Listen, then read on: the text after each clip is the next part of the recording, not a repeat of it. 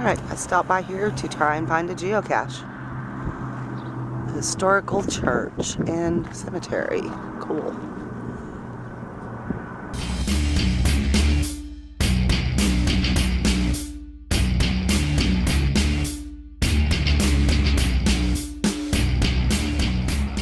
Alright, the hint says I'm looking for a magnetic bison tube and that no graves will need to be disturbed. So, I'm looking right here on this, and I think I found it.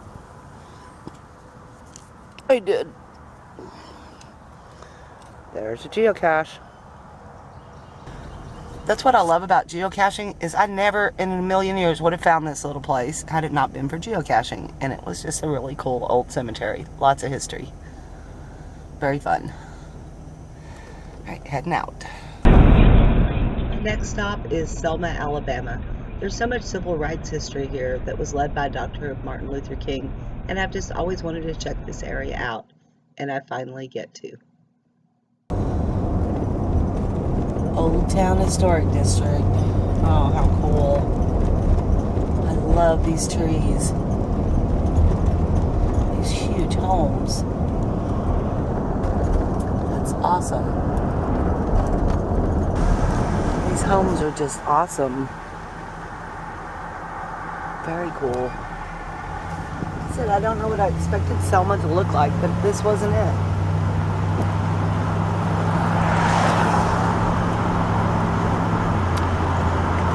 Look at that house right there. Oh my goodness. So cool. Wow, that's cool.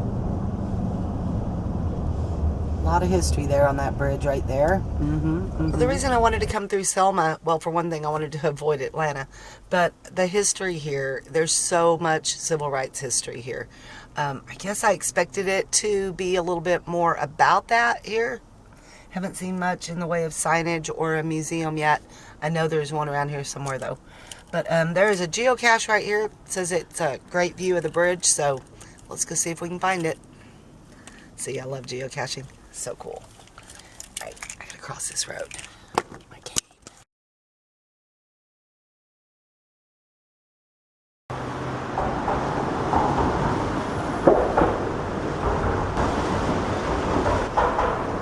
How cool. How cool. 49 feet. What's this all about? Huh. Don't know. 22 feet. 13 feet. 9 feet. 4 feet. The museum is located directly across the street from the Edmund Pettus Bridge. Now, this bridge is where the march began because it crosses the Alabama River, and it's the beginning of Highway 80 leading to Montgomery. On March 7, 1965, a group of about 600 civil rights marchers headed out of Selma. They only got as far as this Edmund Pettus Bridge when a bunch of state and local lawmen attacked them with billy clubs and tear gas and drove them back to Selma. This would later be called or known as Bloody Sunday. Well, this ended up on the national news, so it caught the eye and the attention of America. It was also drawn to the attention of President Johnson, who ended up signing some legislature and getting some protection for these people so that they could peacefully march for voting rights. Now, it's not that it wasn't legal for Black people to vote in 1965, but because of all of the Jim Crow laws and things like that, they really still were not able to vote. One of the details that I found extremely interesting is that the first marchers were mostly young people. The parents were scared. They didn't want to get involved. They had too much to lose. They could lose their jobs and their livelihoods, and then what would happen? Well, once they realized that these kids were actually making a difference, then more and more adults got involved. Can you imagine how brave those kids had to have been to face this? So on March 21st, 1965, with the aid of something like 1,900 National Guardsmen to keep them safe, the marchers began their trek from Selma to Montgomery.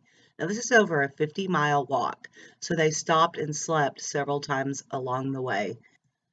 So after several days of walking, they ended up on the steps of the Capitol building in Montgomery. Their voices were finally heard.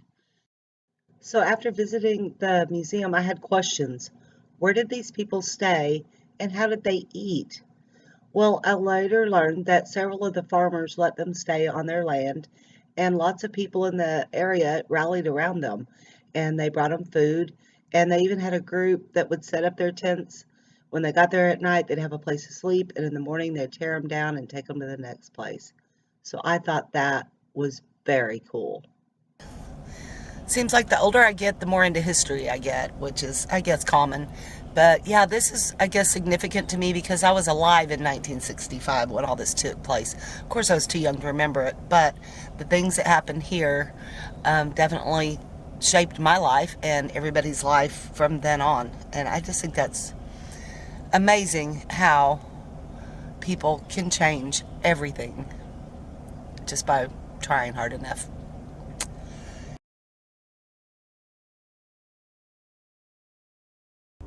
Well, that is one of the most well done national park museums I have ever been to. Very well done, very powerful. If you ever get a chance to come to Selma and spend a little time, I highly recommend you check this place out. Lots of food for thought. Speaking of food, I gotta go find something to eat. I'm hungry. There's gotta be some good barbecue around here, right? I mean, Alabama barbecue, isn't it a thing? All right, I'm gonna find something.